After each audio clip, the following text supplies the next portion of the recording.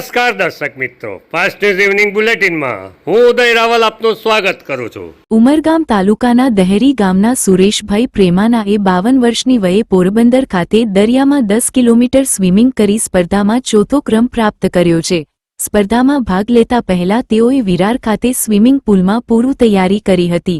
પોરબંદર ખાતે યોજાયેલ સ્પર્ધામાં કુલ 1500મી વધુ સ્પર્ધકોએ ભાગ લીધો હતો। દહેરી ગામના સુરેશભાઈ પ્રેમાના 52 વર્ષે સ્પર્ધામાં ભાગ લઈ ચોથો ક્રમ પ્રાપ્ત કરી યુવાનો અને સમાજને સ્વાસ્થ્ય બાબતે જાગૃત રહેવા અને જીવનમાં કોઈપણ લક્ષ્ય સિદ્ધ કરવા માટે ઉંમર બાધારૂપ બનતી નથી એવો સંદેશ આપ્યો હતો। સુરેશભાઈ ઉદ્યોગ સાથે સંકળાયેલા છે, પરંતુ સ્વિમિંગ તેમની હોબી છે અને તેથી જ તેઓએ 52 વર્ષે દરિયામાં 10 કિલોમીટરનું અંતર કાપી સ્પર્ધામાં ચોથો ક્રમ પ્રાપ્ત કરી ઉમરગામ તાલુકાને ગૌરવ પ્રદાન કર્યું છે।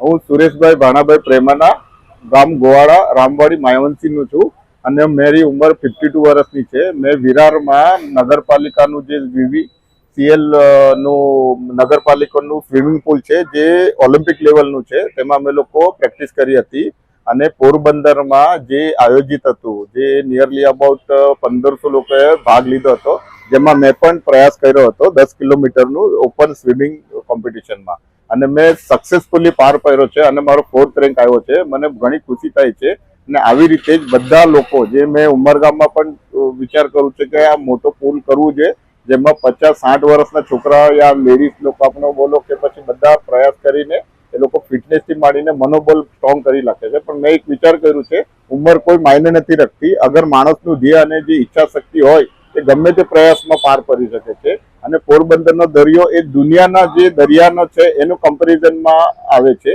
જેના મોજા 2-2 ફૂટ ઊંચા આવે છે, જે દુનિયામાં એના માટે લોકો દુનિયા ફરે છે, જે આપણે પોરબંદરમાં બોલો કે આપણા દરિયામાં પણ આપણે કરી શકીએ। શ્રી વિવેકાનંદ હાઈસ્કૂલ માણેકપુર ખાતે વિદ્યાર્થીનીઓને વોશરૂમ સુવિધા ઉપલબ્ધ કરાવવા કોરોમંડલ કંપની દ્વારા CSR અંતર્ગત 15 લાખ રૂપિયા ફાળવવામાં આવ્યા છે, જેનું ખાતમુહૂર્ત આજરોજ ધારાસભ્ય રમણભાઈ પાટકરના હસ્તે કરવામાં આવ્યું હતું।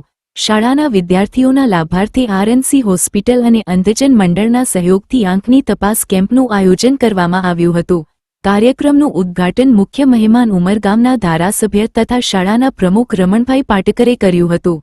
આ પ્રસંગે ઉમરગામ તાલુકા સરપંચ સંઘ પ્રમુખ રાકેશભાઈ વઘાત, કોરોમંડલ કંપનીના પ્રતિનિધિ પંકજભાઈ, વિનીતભાઈ, RNC હોસ્પિટલ અને અંધજન મંડળના ડોક્ટરો તથા શાળા સંચાલકો ઉપસ્થિત રહ્યા હતા। ઉમરગામ તાલુકાના માણેકપુર ગામે આવેલી આદિવાસી શક્તિ મંદિર સંચાલિત વિવેકાનંદ હાઈસ્કૂલની અંદર આજે જનસંખ્યા વધતી જાય છે। અત્યારે 912 જેટલા વિદ્યાર્થીઓ છે, એમાં 500થી વધારે બહેનો છે। અમારું ટોયલેટ તો છે પણ જરા નાનું પડે છે અને એટલા માટે કોરોમંડળ દ્વારા અમને 15 લાખ રૂપિયાનું આ ટોયલેટ બનાવવા માટે આજે ખાતમુહૂર્ત કર્યું છે। એ અંગે માન્ય શ્રી પંકજભાઈ, જે ડિપાર્ટમેન્ટ હેડ છે, એમનો હું આભાર વ્યક્ત કરું છું અને CSRના છે ડૉક્ટર, એ પણ અહીં ઉપસ્થિત છે, એમને પણ હું ખૂબ આભાર વ્યક્ત કરું છું અને આ પ્રકારે સોશિયલ વર્કની અંદર જે ગામડાની અંદર કામ કરી રહ્યા છે એના માટે હું તાજનો સાક્ષી છું કે ભૂતકાળની અંદર ઘણા બધા કામો એમના દ્વારા દરેક ગામોને। મારું નામ રાકેશભાઈ છોટુભાઈ વઘાત, હું માણેકપુર ગામનો સરપંચ છું। આજ રોજ માણેકપુર ગામ ખાતે હાઈસ્કૂલમાં કોરોમંડલ કંપની દ્વારા જાહેર શૌચાલય માટેનું ખાતમુહૂર્ત કરવામાં આવ્યું છે। બીજી તરફ જે બાળકો જે ભણતા છે એ લોકો માટે આઈ ચેકઅપનું પણ આયોજન થયું છે। એવી રીતે ઉદ્યોગો ગામના માટે ઘણું સારી એવી CSR અંતર્ગત પ્રવૃત્તિ કરી રહ્યા છે। તે બદલ હું કોરોમંડલ કંપનીને ખૂબ ખૂબ આભાર વ્યક્ત કરું છું કે આવનારા દિવસોમાં બી તમે ગામડામાં નજીકમાં નજીક જઈને ખૂબ વિકાસ કરે અને કોરોમંડલ કંપની દ્વારા આવનારા દિવસોમાં પણ સારી એવી પ્રવૃત્તિ થાય, જાહેર હિતમાં થાય અને ગામજનોના વિકાસ થાય અને તાલુકાના દરેક ગામોમાં આવા CSR અંતર્ગત પ્રોજેક્ટના કામ થતા રહેશે તો ગામ અને તાલુકો ઘણો વિકાસ ક્ષેત્રે ઘણો મજબૂત બનશે।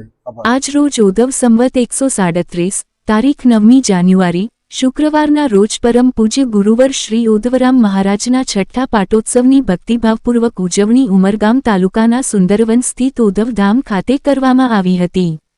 પાવન પ્રસંગે સવારે શિવરુદ્રી પાઠ દ્વારા કાર્યક્રમનો પ્રારંભ થયો હતો. ત્યારબાદ પાદુકા પૂજન તથા હવનનું આયોજન કરવામાં આવ્યું હતું. હવનમાં યજમાન તરીકે સુરેશભાઈ ભાનુશાલી, હીરાભાઈ ભાનુશાલી તથા કશ્યપભાઈ મંગે ઉપસ્થિત રહ્યા હતા. સાંજે ગુરુવર શ્રી હરિદાસજી મહારાજ ખાસ ઉપસ્થિત રહી ભક્તોને આશીર્વાદ આપ્યા હતા. આ પ્રસંગે સાંજે ઉધવરાસ તથા ઉધવપ્રસાદનો લાભ લઈ ભક્તોએ આધ્યાત્મિક આનંદ અને ધન્યતાનો અનુભવ કર્યો હતો. પાટોત્સવ પ્રસંગે ઉમરગામ તેમજ આસપાસના વિસ્તારોમાંથી મોટી સંખ્યામાં ભાનુશાલી સમાજના ભક્તો ઉપસ્થિત રહ્યા હતા, જેથી સમગ્ર ઉધવધામ ભક્તિમય વાતાવરણથી ગુંજાયમાન બન્યું હતું. સદગુરુ ભગવાન કી જય. આજ રોજ ઓધવ સંવંત 137 ને તારીખ 9/1/2026 ના શુક્રવારના રોજ અમારા પરમ પૂજ્ય ગુરુવર શ્રી ઓધારામ મહારાજનો છઠ્ઠો પાટોત્સવ અમે ઉજવી રહ્યા છીએ. ત્યારે આજે અમારી આ કાર્યક્રમની રૂપરેખા તમને જણાવું તો સવારના 7 થી 15 કલાકે અમે શિવરુદ્રીથી શરૂઆત કરી, પાદુકા પૂજન કરી, હોમ હવન કર્યું. અત્યારે સાંજે અમારા ગુરુવર શ્રી આશીર્વચન આપવા પધારવાના છે. સાથે અમે ઓધવ રાસ અને ઓધવ પ્રસાદનો લાભ લઈશું. તો સર્વે ઓધવ પ્રેમીઓને અમે પધારવા માટે બાર આમંત્રણ આપીએ છીએ. સદગુરુ ભગવાન કી જય. ઓધવ રામજી ભગવાન કી જય. વાલ રામજી ભગવાન કી જય. હિંગલાજ માત કી જય. વાલ રામેશ્વર મહાદેવ કી જય. વાપીમાં આવેલ આલોક કંપની અને ગુંદલાવમાં આવેલ ડેમોસા કંપનીના કામદારોને પગાર વધારો કંપનીમાં થતો ના હોય અને જરૂરી સુવિધાઓ આપવા પાત્ર હોય એ મળતી ના હોય, જેથી આજરોજ કામદારોની વિશાળ સંખ્યા સાથે પારડી તાલુકા કોંગ્રેસ સમિતિ દ્વારા આક્રોશ રેલી કાઢવામાં આવી હતી અને કામદારોના પ્રશ્નોના નિરાકરણ માટે પારડીના પ્રાંત અધિકારીને આવેદનપત્ર આપવામાં આવ્યું હતું. પારડી 4 રસ્તા પાસે કોંગ્રેસના અગ્રણી નેતા અને વાંસદાના ધારાસભ્ય અનંતભાઈ પટેલ, એમની સાથે પ્રદેશ સમિતિના અગ્રણી નેતા કુંજાલીબેન પટેલ, પારડી તાલુકા કોંગ્રેસ સમિતિના પ્રમુખ સતીશભાઈ પટેલ, સમિતિ પ્રમુખ બિપિનભાઈ પટેલ સાથે વાપી આલોક કંપની અને ગુંદલાવ ડેમોસા કંપનીના 500-600 જેટલા કામદાર ભાઈ બહેનો વિશાળ સંખ્યામાં ભેગા થયા હતા અને પગાર વધારા સાથે અન્ય માંગણીઓ લઈ વિશાળ સંખ્યામાં લડેંગે જીતેંગેના સૂત્રચાર સાથે આક્રોશ રેલી પારડી કચેરી સુધી કાઢવામાં આવી હતી.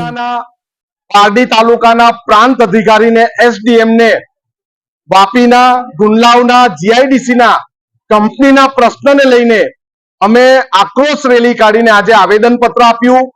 બધી અમારી માંગ એક જ સરખી છે. આજે અમારી ત્રીજી રેલી છે અને એસડીએમ જે આ વિસ્તારના કરતા હરતા છે એની પાસે અમે અમારી માંગણી એમને આપી છે અને જો 5 દિવસમાં અમારી માંગણી નહીં સ્વીકારાશે તો કંપનીની બહાર અમે આંદોલન કરશું અને ધરણા પ્રદર્શન કરીશું.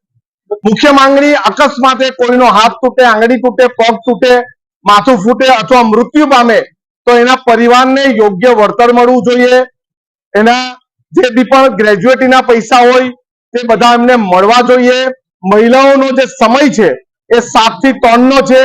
એ સમય અત્યારે પાછો 11 થી 7 નો કર્યો છે, એને બદલી દેવામાં આવે અને ફરી પાછા બહેનોને કોઈનો ફર્સ્ટ શિફ્ટ નો ટાઈમ આપવામાં આવે. ત્યાંના કામદારોને વાહન મૂકવાની કોઈ વ્યવસ્થા નથી, અંદર સેનિટેશનની કોઈ વ્યવસ્થા, બાથરૂમ સંડાસની વ્યવસ્થા નથી, કેન્ટીનની વ્યવસ્થા નથી. તેમજ અહીંના કર્મચારીઓ જે છે અને બીજા કર્મચારીઓ જે એજન્સીના છે એમના પગાર વેતન વચ્ચે ખૂબ મોટું સામાન્ય રીતે ખૂબ મોટું અંતર છે. એ એક સરખું કરવામાં આવે અને તમામ કામદારોને અત્યાર સુધી આટલા વર્ષોથી જે કામ કરી રહ્યા છે એને કાયમી કરવામાં આવે. કેટલાક કામદારોને એમની મનમરજી મુજબ કાઢી મૂકવામાં આવ્યા છે, એમને લઈ લેવામાં આવે. આ સિવાયની ઘણી બધી માંગણીઓ છે. ફાસ્ટ ન્યૂઝ ઇવનિંગ બુલેટિનમાં આજે બસ આટલું જ. આવતીકાલે ફરી મળીશું. નમસ્કાર.